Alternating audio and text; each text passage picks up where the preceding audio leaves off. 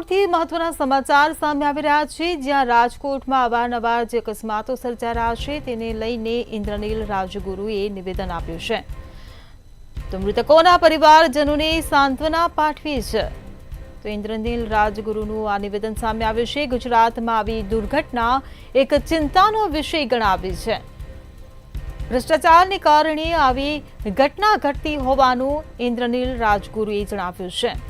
એજન્સીનો contractor વિક્રમ ડાંગર છે.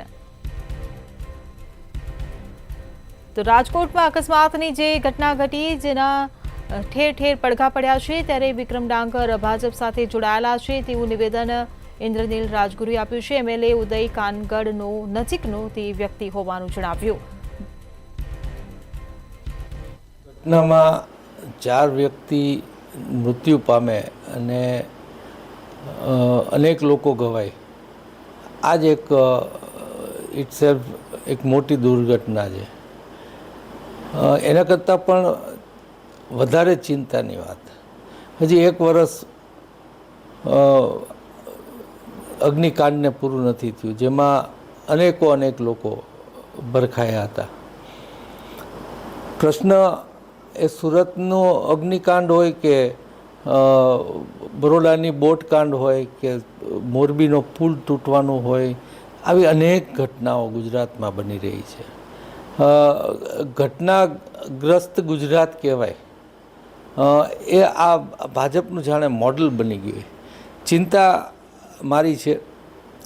આ રાજકીય આક્ષેપ નથી.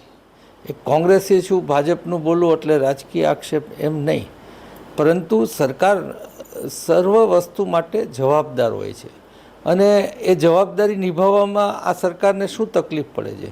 એમનો ભ્રષ્ટાચાર, ભાજપનો.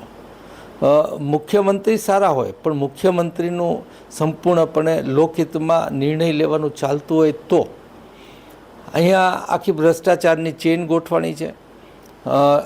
અહીંના આ કોન્ટ્રાક્ટમાં પણ જે એક વિક્રમ ડાંગર છે એ સીધો ભાઈ એમએલએ ઉદયભાઈ હારે સંકળાયેલો છે.